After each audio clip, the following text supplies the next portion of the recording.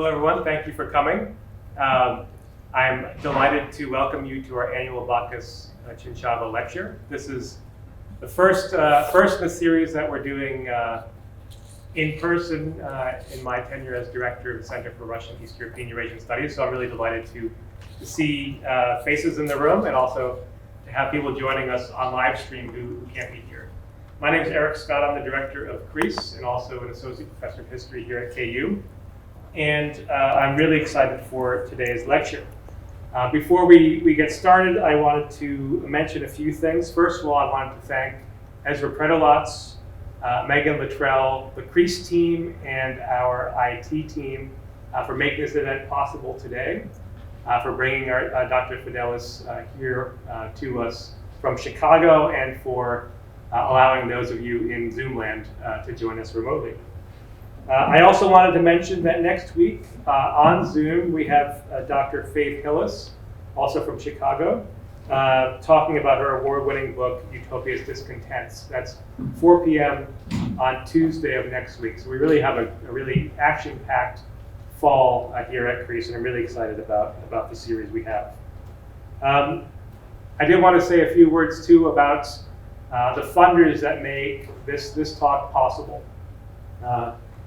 This talk is named after two people who were really foundational in setting up East European studies at KU. Oswald P. Bacchus III was one of the founders of Slavic studies here at KU and did an incredible amount of work to build this library collection and launch and lay the groundwork for our Title VI National Resource Center that we still have operating today. It's support from the Bacchus family and also from the Chinchava family. Anna Chinchava was a really important figure in the field of diplomatic history and history of Poland. She is really well known for the work she did on the Katyn massacre, and she helped start the Bacchus Lecture to bring leaders in Polish studies here to KU. So this series really honors the work that these two figures did to lay the groundwork for the programs we have today. And so I want to express my appreciation to the Bacchus families and the Chinchava families who I hope are joining us either in person or live stream for helping make this series possible. Introducing today's speaker is my colleague from the Department of History, Professor Nathan Wood, who is a scholar whose work also puts Polish history in a European and global context. His first book, Becoming Metropolitan Urban Selfhood in the Making of Modern Krakow, looks at the experiences of people coming to an important Polish city and the multitude of different identities that they formed there. And his second book, Project on Poland, The Age of Speed, looks at cycling, motoring, and aviation in a Polish and transnational context. So please join me in welcoming Professor Wood, who will introduce Dr. Fidelis for today's talk.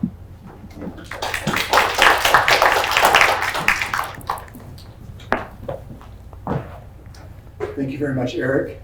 It's great to be here. I'm happy to see some of my students, friends, colleagues, and our guest, Professor Fidelis. It's a real pleasure to have you here with us today.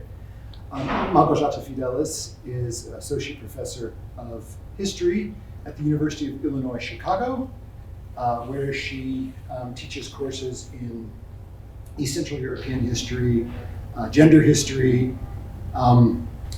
There's a really interesting one here on gender and war in 20th century Europe, gender, work, and leisure in the modern world, a graduate course on the global 60s, and we're certainly going to hear a lot of that in our presentation today.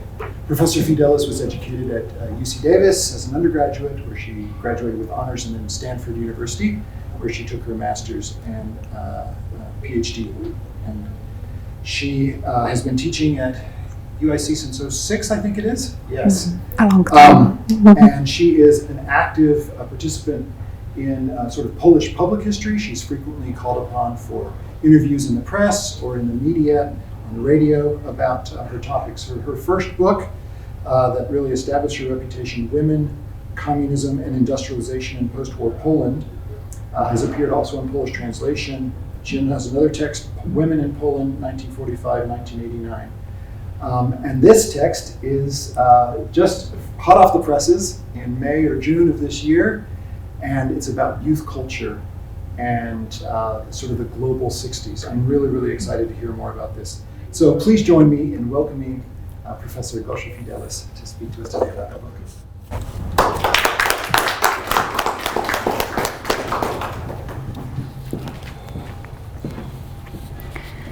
Thank you very much for this kind introduction. Thank you for inviting me. I am very happy and honored to be part of the Bacchus Cięciała Memorial Lecture Series. So today, I will be talking about the 60s. So I will talk about the 60s, what was happening during that time, about youth culture in particular, but also I will be using the 60s as a way to address broader questions. The questions related to how we write, how we talk about the history of Poland and Eastern Europe. So, the global 60s, or global anything, has been rarely applied to Polish history. Most of the scholarly and popular literature on Poland tends to prioritize the national narrative, the distinctive circumstances of Polish history. And of course, this is the case for many historical narratives, partly because history as a discipline developed during the 19th century at the time of the emergence of national ideologies in Europe. So one of my goals today is to go beyond the national context, the national-centered narrative, or even go beyond the regional context and to look at Poland through a different lens. A different lens that is a lens of transnational connections, exchanges, ideas, and imagination. So this book, Imagining the World from Behind the Iron Curtain, broadly aims at rethinking post-1945 Poland. And I am doing that by placing the agency of young people and their engagement with international youth culture at the center of the story. Why is youth important at that time? Well, youth is important at every time. Today, youth is also very, very important. But in general, youth in the modern era tends to be a quintessentially transnational group. For example, the sociological concept of youth culture, which emerged in the 1950s in Great Britain and the United States, took shape in the context of the accelerated commercial culture and exchange of ideas. So, rather than looking at young people in Poland as subject to a totalitarian regime, I reposition them as active participants of global conversations. So let me now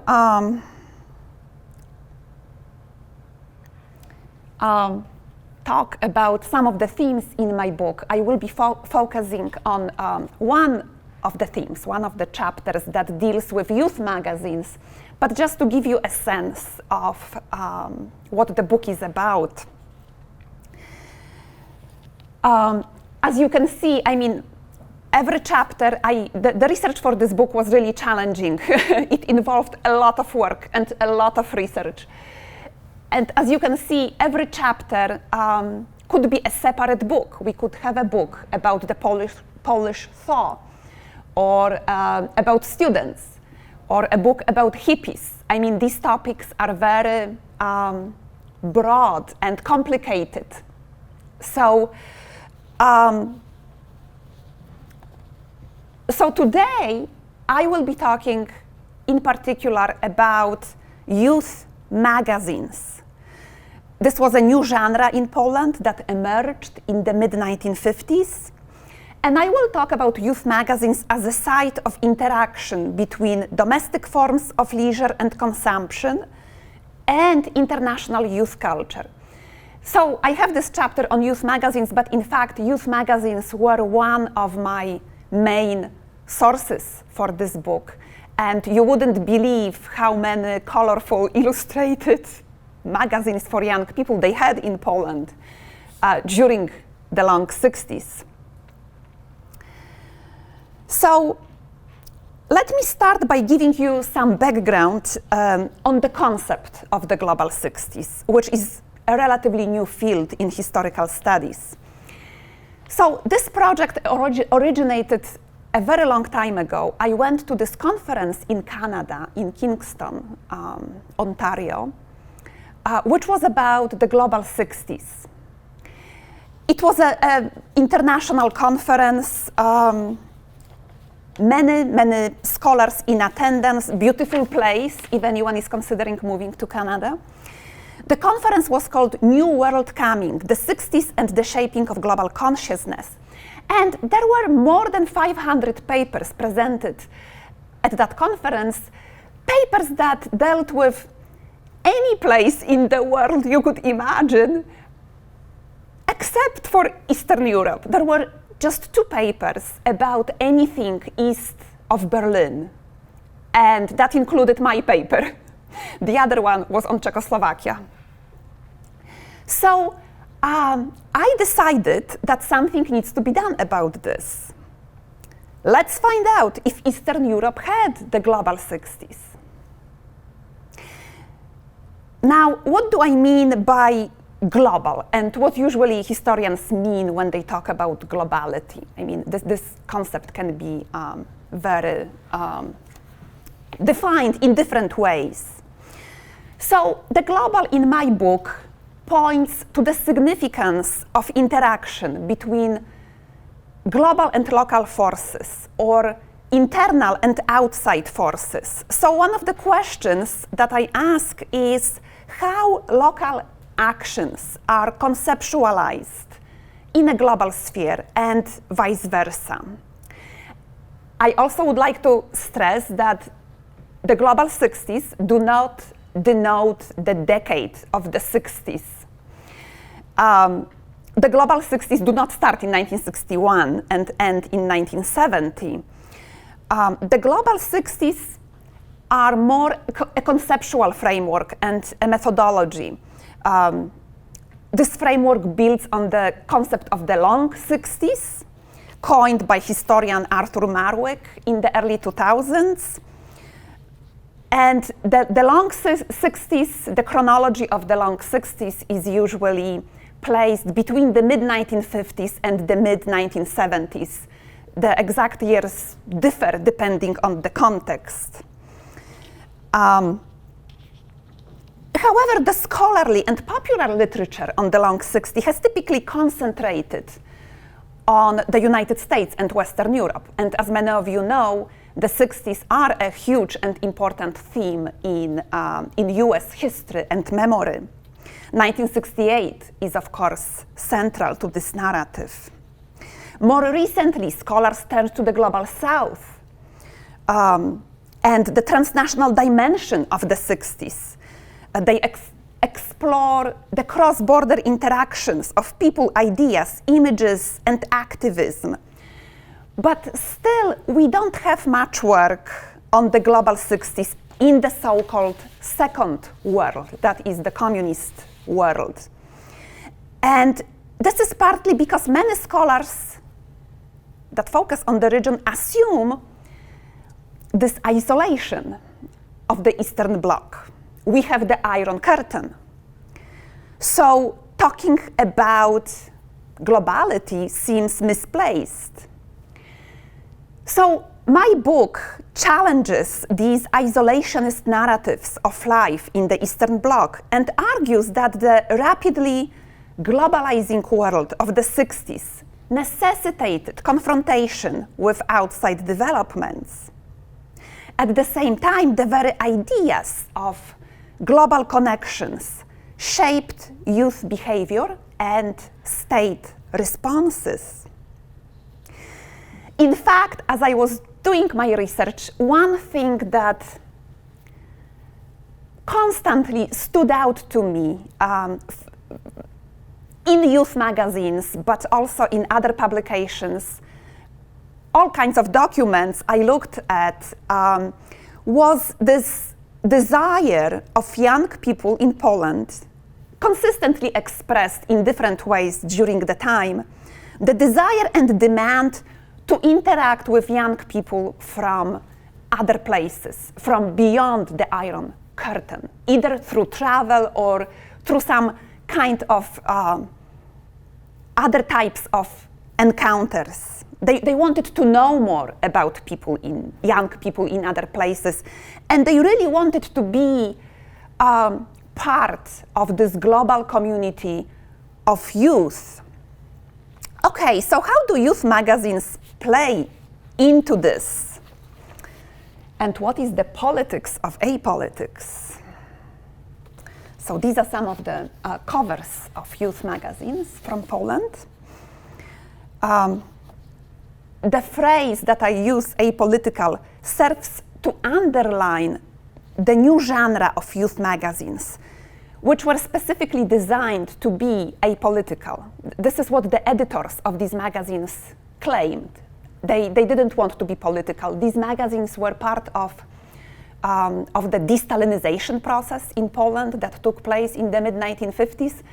And they were specifically intended not to overwhelm the young people with politics and ideology, in contrast to the Stalinist era. They were designed to focus on leisure and entertainment.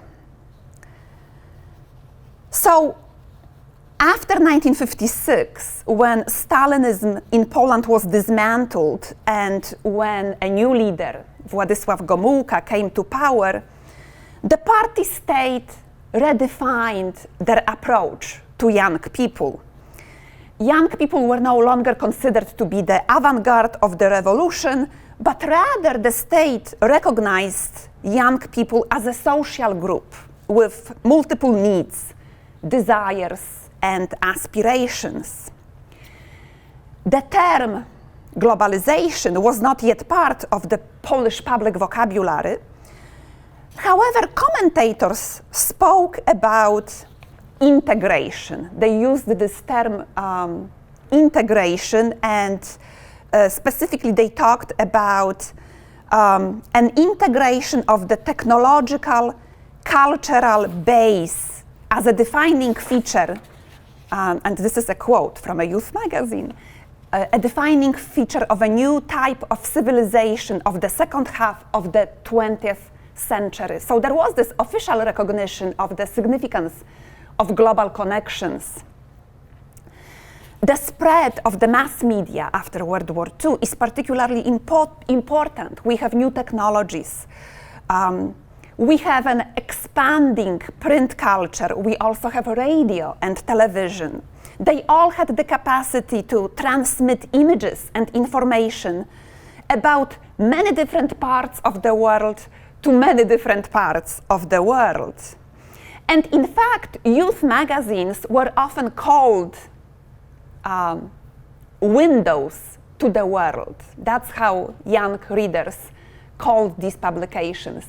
They considered them to be windows to the world, and partly because these magazines featured a lot of foreign material, especially from the West. Youth magazines were, of course, published by state publishing houses. This is the standard for any communist country during that time.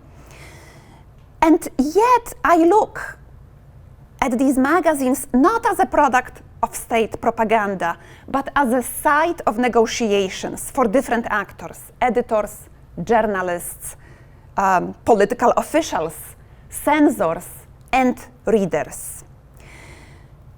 The state sought to shape youth culture, but at the same time, it also responded to youth desires and aspirations. So youth magazines embraced selected elements of global youth culture. For example, rock and roll music, blue jeans, movie stars. You can see one of them on this slide. And I see this effort, it's an effort to create a socialist version of modernity, a different one from the capitalist modernity. We could speak about alternative modernity. So they very much, as any state socialist society at that time, Polish leaders very much believed in progress, and they believed in modernity. But also they believed that they could construct a different type of modernity that would be non-capitalist and not based on liberal democratic values. So the story of youth magazines and of the young people explicit demands to interact with the world starts during the thaw. I already mentioned de-Stalinization, so this is the time period when Stalin died in March 1953, and the process of de-Stalinization started shortly after in both a political and a cultural sense. So a really important moment in Poland is 1954. Early 1954. This is actually where I start my long 60s from the Polish perspective. So a new Polish magazine around the world appears on the newsstands. You can see here, this is around the world from 1967, but the first issue came out in January 1954. It's a magazine that is different from other publications at the time. You can see here black and white photos, but the cover was very colorful. The content was even more surprising. The magazine did not feature explicit ideological messages that people were used to hear during Stalinism. So the magazine created a sensation among the reading public, and especially among young people. A contemporary writer and journalist, Leopold Tyrmand, recorded in his diary, and here I quote this entry: "Warsaw has new fan, a newly launched by the regime weekly titled Around the World. Today, the third issue of this magazine came out and was literally scrambled from newsstands within less than an hour." And then he goes on to say that the magazine is 95% cleared from a political propaganda. It is an imitation of all kinds of entertainment, sensational press of the world, sports, short stories, a lot of reportage from real life, from games, from entertainment, pictures from parties, cafes and restaurants, practical advice, funnies. So you could find all kinds of entertaining content in this magazine. And I quote this entry because it illustrates several important points. First of all, the power of popular culture in the political process of de-Stalinization in Poland and Eastern Europe. Second, the role of transnational exchanges across the Iron Curtain in the age of mass media. And the third is the unexpected complicity of communist regimes in facilitating the interaction with the outside world and disseminating images, but not just images, but positive images of the West in Cold War Poland.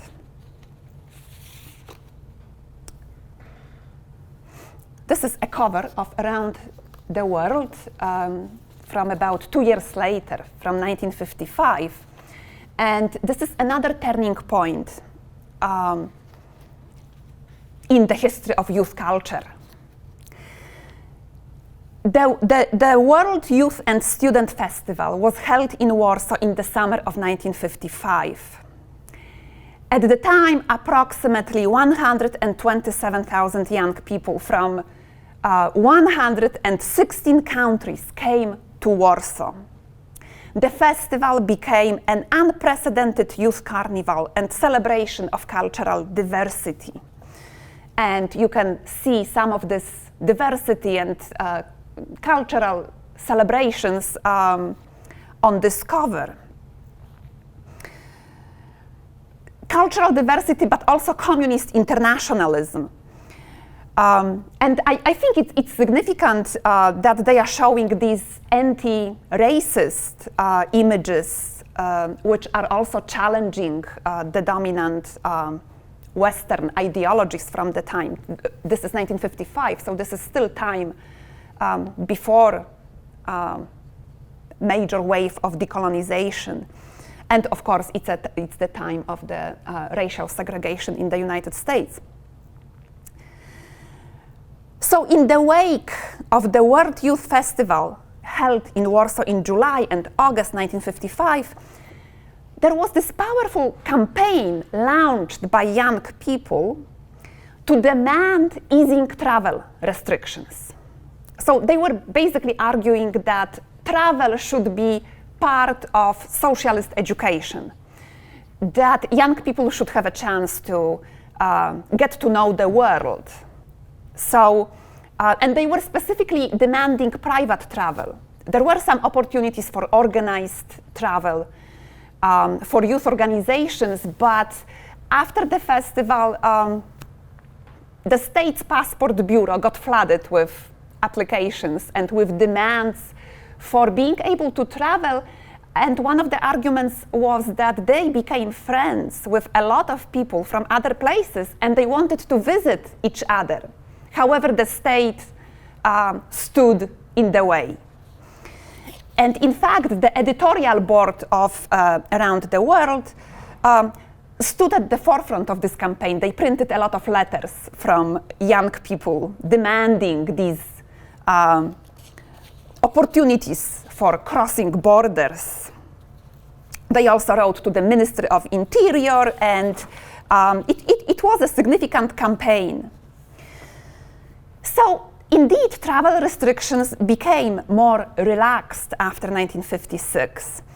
However, still, for the vast majority of young people through the 1960s, the interaction with the world took place mainly through the sphere of imagination and to a large extent through the images that they could see, images and texts that they could see in the youth magazines.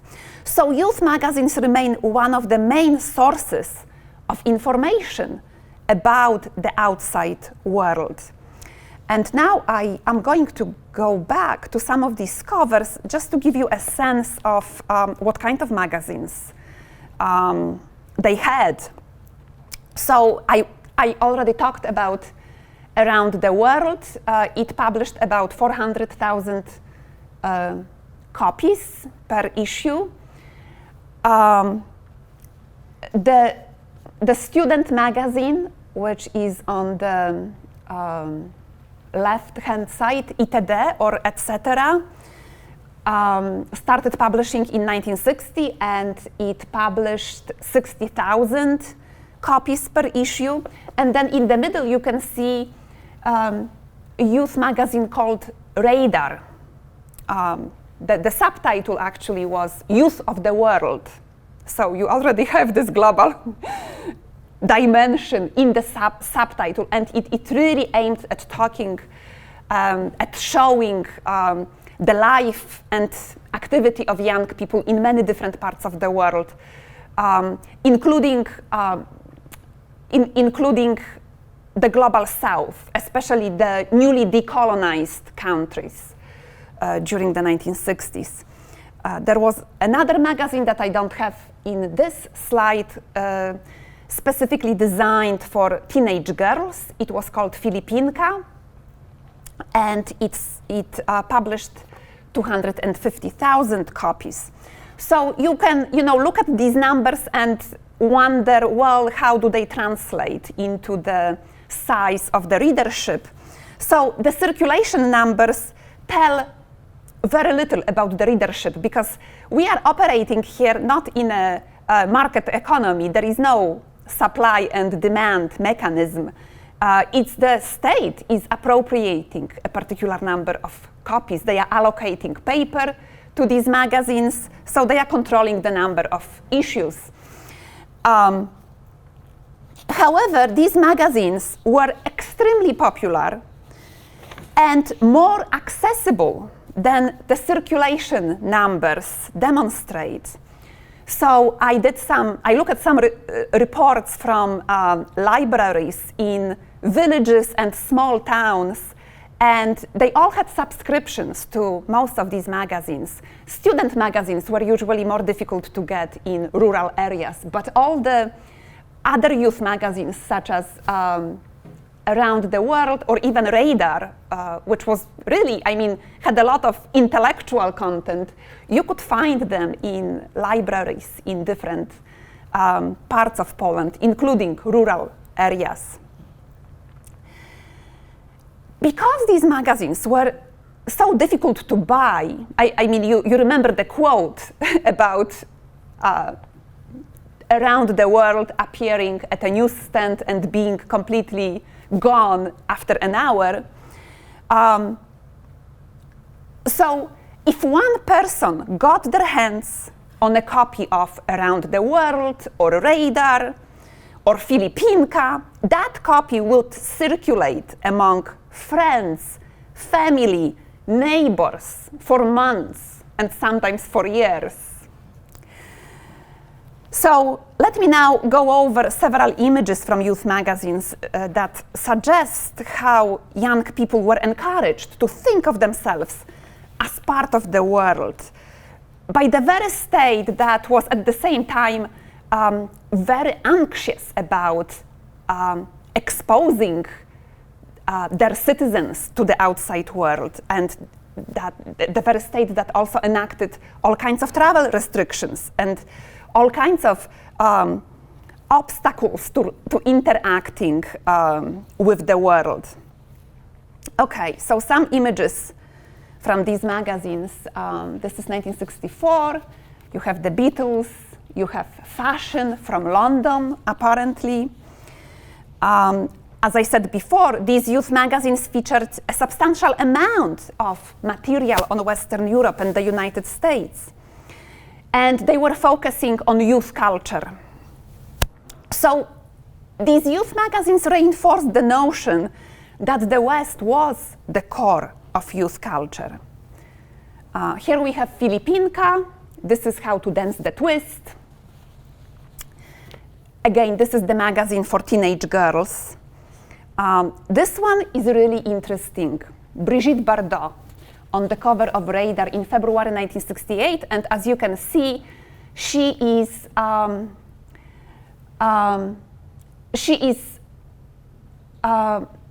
wishing Happy New Year 1968 to the readers, to the Polish readers of Radar. So the connection between young people in Poland and a movie star, a representative of this global movie culture is made very explicit. The young Polish audience was told that they were participants of the global enterprise. Bardot is addressing them directly.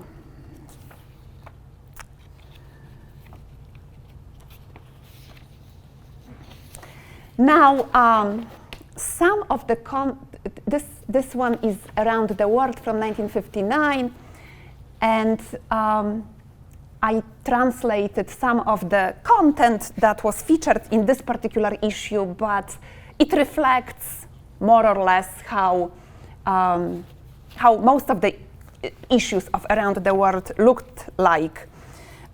So the focus was on educational leisure. At the same time, especially with this cover, we can see some shifts that are going on at the time regarding gender roles. If anyone is familiar with the Stalinist era and the Stalinist model of gender equality in the early 1950s in Poland, the state was promoting women to participate in production, to work in factories and other workplaces, but particularly was promoting women to take up jobs in male-dominated occupations. So more skilled, more technical, better paid, more prestigious. The woman on the tractor is often the symbol of the Stalinist era. But I mean, a lot of women were able to advance socially through work in a skilled male-dominated job during the early 1950s, and this was the state policy. Fast forward to 1959, even earlier, those images of women on the tractors, women working with tools in the factory, disappeared after 1956. And here you can see that we have a eroticized image of a woman that could be found in the Western press during that time. So now the images of women are not associated with work, production, right? But they are associated with consumption and sexuality. There were also attempts to introduce young people to the post-colonial world. So on the pages of Around the World and other youth magazines, the so-called Third World appeared in the form of news bits, recipes from Africa, reportage, color photographs of exotic places and people, travel reports, and coverage of official state visits to newly liberated countries in Africa and Asia. And this one comes from 1957. This is the Polish Prime Minister at the time, Józef Cyrankiewicz, and his wife, Nina Andrycz, who was a recognized actress in Poland. So they visited a number of countries in South Asia during that time. This picture comes from Burma. They also visited India. And the message in those reports is very interesting. It was not so much about anti-colonialism, as one may suspect, given the communist commitment to anti-imperialist struggle. Poles were believed to have a special relationship to newly decolonized nations. So it was not so much socialism that they represented to third world leaders and ordinary citizens, but rather the passion for national liberation and the passion for modernity. And this was quite clear from the commentary that accompanied these pictures. The reports usually claimed that people in the decolonized world loved Poland and the Poles, that they were huge admirers of Poland. So when in 1957 the Prime Minister Cyrankiewicz visited Burma, Cambodia and India, Around the World featured this report with colorful photographs and showing the couple being followed by crowds of people. And we read in this report, everywhere, in meetings with politicians, scientists and workers, the Polish delegation was greeted and hosted wholeheartedly. The President of India, Jawaharlal Nehru, explained the reasons for such ovation. And this is his excerpt from his speech. We are greeting the Polish Prime Minister so wholeheartedly because he is the Prime Minister of a country which loves national independence as much as we do. End of quotation.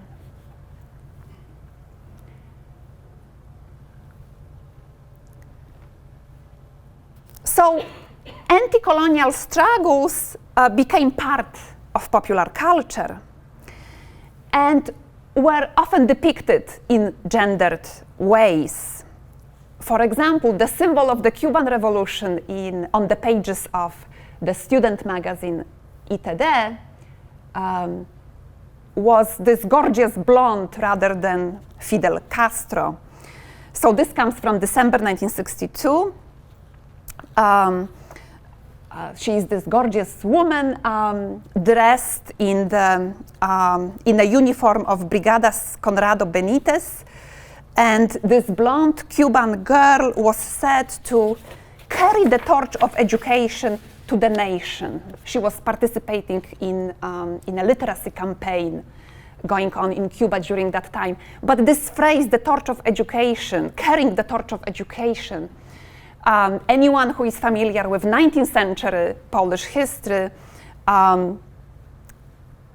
may know that this had a special meaning. The phrase was usually used when talking about young women, Polish women, who went to the countryside in the 19th century during the era of partitions to educate peasant children in Polish language and culture. So the same phrase is being used to make connections between the Polish experience and the Cuban experience at this time.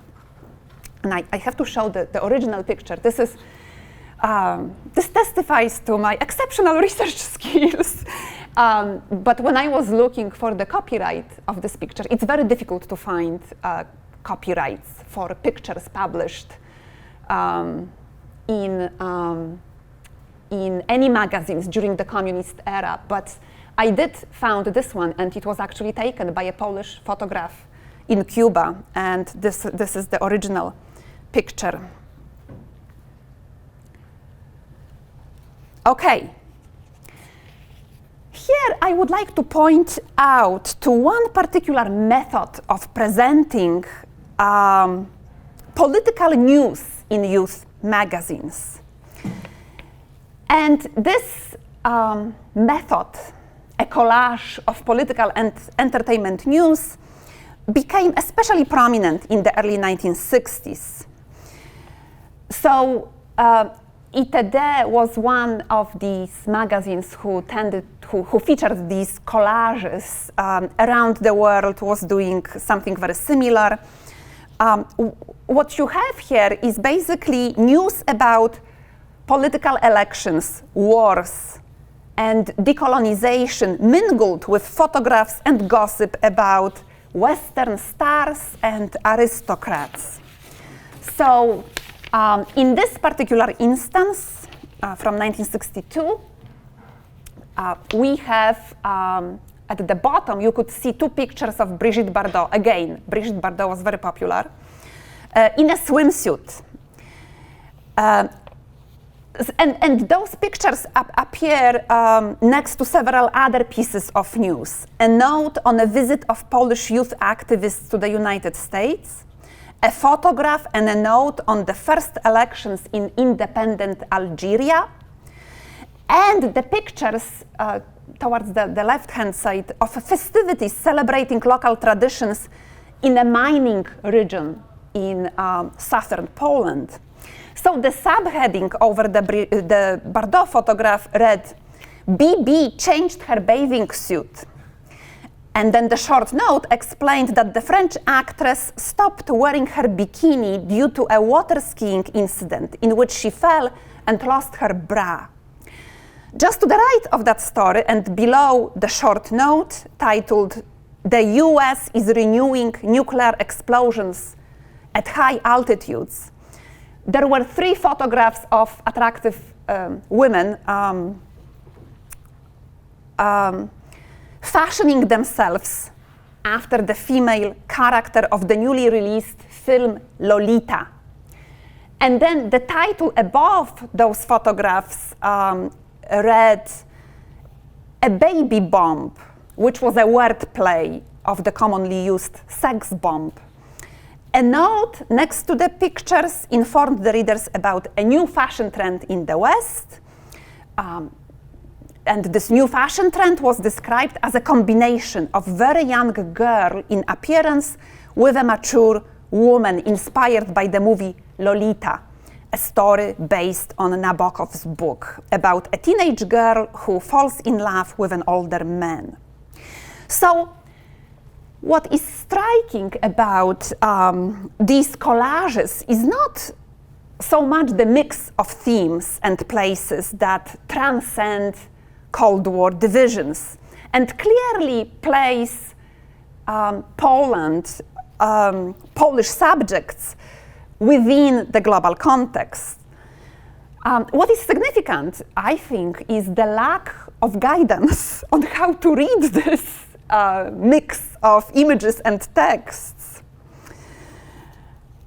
So we can say, from looking at this, collages of political news and celebrity gossip from all over the world, Polish citizens are being encouraged to identify themselves as part of the global audience.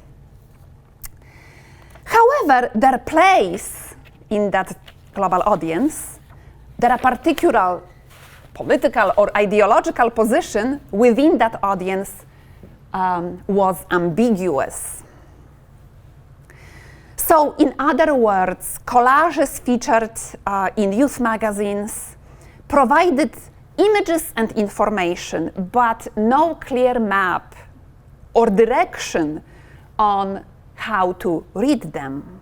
And it's also interesting to see how it's not just the images from the West, mostly probably reprinted from the Western press, but Western conceptions of gender and sexuality were sort of transferred to a different context. This association of women with explosive sexuality, the so-called bombshells, was very prominent in the American press and Western European press in the 50s and 60s. And they are appearing here as well, but in a completely different context. Okay, as a way of conclusion, one way to look at these youth magazines is to say that, well, youth magazines were designed to accommodate global youth culture, to show that the state is not afraid of all these new trends. On the contrary, the communist state shows confidence, at least before 1968, in selective borrowing and accommodating Western trends. But another way of looking at these images is to ask about the interaction between the global and the national. Youth magazines encouraged the audience to think about the world, but also to situate themselves in that world as Poles. But what would that mean? So the 60s marked a critical time in Poland and Eastern Europe when people confronted cultural globalization before they would encounter economic globalization of the 1970s, the 1980s, and beyond. 1989 in this context does not seem to be such a significant turning point when we look at youth cultures. Now, political leaders in Poland felt ambivalent about promoting global youth culture, and this became particularly visible in March 1968 when student and youth demonstrations took place all over Poland. Of course, the protests had little to do with youth magazines. Students demonstrated in support of civic rights against state repression. However, those protests triggered a powerful campaign against youth culture, youth magazines, and consumer culture in general. And this became entangled with the anti-Semitic campaign that is going on during that time as well, in very complex ways. So the anti-Semitic campaign, in a way, includes attacks on youth culture, cosmopolitanism, leftism, consumerism, etc. So this is the last image. It comes from a different youth magazine. It's actually a youth daily that was intended for youth activists. It's called The Struggle of Youth. And you can see that here, this is May 1968, so it's after the student demonstrations of March 1968, that it was not positive, right? It was kind of decadent. A woman with a cigarette, not very attractively looking. And the text repudiated global youth culture. So we have a vilification of new trends in fashion, in music. We have a vilification of blue jeans and American cigarettes. We have this backlash in 1968. The political protests were associated with detrimental effects of popular culture on the minds of young people. And in fact, if you read that text, there were direct references to Polish youth magazines as being, they were blamed for inspiring youth to engage in this political process of basically spreading decadent lifestyles. So in 1968, we have this backlash against youth culture that also changed the approach of the Polish state towards young people in the 1970s in unexpected ways. So in the 1970s, we have the 60s become reframed and domesticated in a way, incorporated into the official so-called consumer socialism that is being promoted by the new leader of Poland, Edward Gierek. So when we look at the global 60s in Poland, the questions we need to ask are related to broader issues of periodization, the nature of the communist system, the significance of turning points such as 1989. To what extent was the post-89, the so-called return to Europe, really a return to Europe, a turning point? To what extent was it a continuation and modification of earlier trends and of earlier ways of connecting to the outside world? Thank you.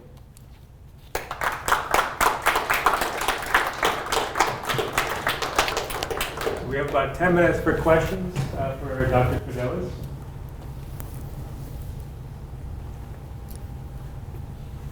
I'll ask one if people are still formulating. Go ahead. Thinking back to this picture of the collage of all these different and conflicting images of Brigitte Bardot and the bikini and then the nuclear tests. Did you find any way as a historian of understanding how readers navigated these texts? I mean, either with letters to the magazines or people you spoke to. I'm curious if people focused on the images that might be more novel to them, such as movie stars, and ignored what things that seem like propaganda, like the mining festival, or maybe some of the post-colonial stuff, which may have been less interesting. Do you have a sense of how readers consumed these texts and navigated them? Because you mentioned they're very confusing, and there was a little guidance, and it does seem very confusing. So the responses to those images, to the specific images, the collages, are difficult to locate. However, the concern that you just articulated, that young people would be somehow distracted, that they would focus on the entertainment images, not the political ones, This actually came up in the correspondence between the editors and the party press bureau. So I looked at the exchanges between the party press bureau, which was basically, it was not a censorship office, but they oversaw these publications, and they hated those collages. They absolutely hated, they hated youth magazines in general. And they would say, they were making exactly the same arguments as you are suggesting, that first of all, this discourages young people from reading newspapers, like reading serious news. And it also kind of creates this, this confusion about world events and what's important. And they were saying, stop doing this. And the editors would say, well, but this is what our readers want. That's what they want. They want entertainment content. And besides, we are being apolitical, so please don't interpret this in political terms. We are trying to provide young people with educational leisure, certain forms of entertainment, and we believe that this is not causing any kind of it's not a danger to socialism and so on. That young people need this non-political non-political part of their lives. That would be the argument. So, did they have letters from readers? Probably.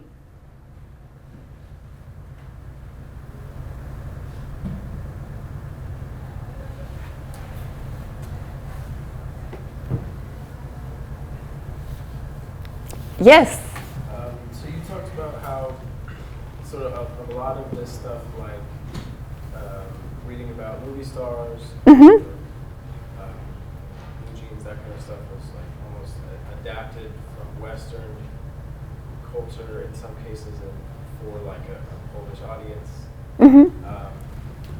So was this like a sort of an attempt to say, like, clearly this is something that young people want, and so instead of having them find alternative ways to absorb Western media, we'll sort of give them our version of what they're desiring in order to prevent them from like aspiring for more Western ideas? That's an interesting question. It's also a way to say, look, you want to see Brigitte Bardot? You can see Brigitte Bardot in our magazines. You don't have to go to France, or you don't have to try to get your hands on some Western magazine, right? We can provide this. So yes, I think this is part of it. It's the socialist state saying that we have space to accommodate your needs. You don't need to travel. Everything is here, right? You don't need to read some American press, American color magazines. We can give that to you. Yeah, that's exactly what was happening. It's the socialist state showing that showing confidence, that they can produce material attractive to young people.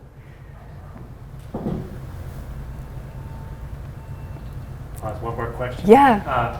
In response to that, I'm wondering how useful you find the concept of counterculture. Mm-hmm. Oftentimes we talk about the 60s, we talk about counterculture, but a lot of this could be read as, Mm-hmm. as sort of the mainstream culture, or the certain figures in Poland co-opting or selectively, taking things to appease the youth and keep them in Poland. And so, how useful do you find that term? Because I also saw it in your table of contents. Yeah, I have a chapter on the hippies, because they were the most colorful and explicit countercultural characters in the 60s. So I mostly associated counterculture with the hippies. However, I also argue that there is this, I call this ambiguous counterculture that develops on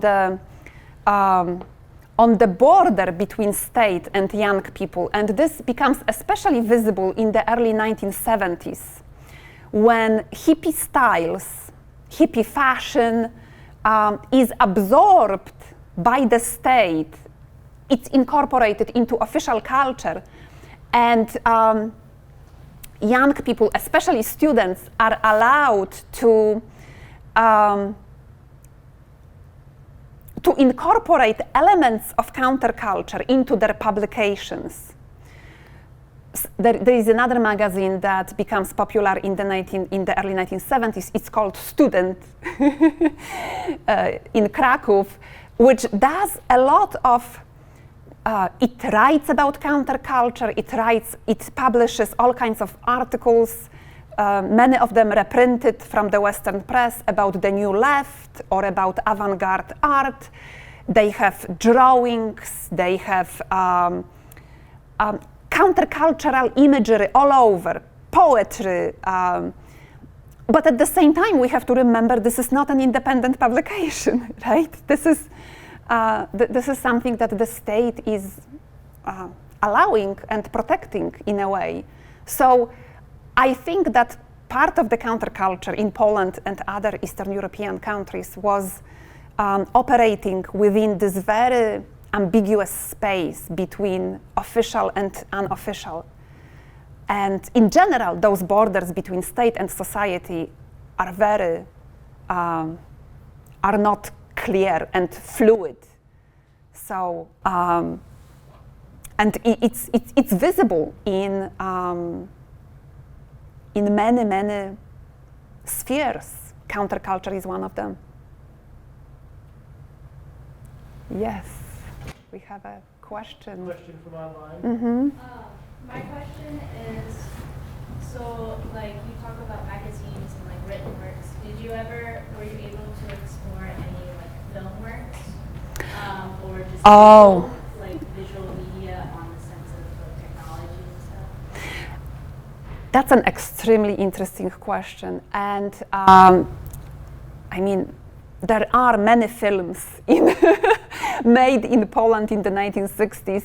I even contributed to a volume on the Polish New Wave, but I was writing about the cultural context more broadly. Yes, I don't write about films. I do mention some films, again, to illustrate this ambiguity. And it's also interesting because some of these films by directors such as Andrzej Wajda, or Skolimowski, Roman Polanski as well. I mean, they are very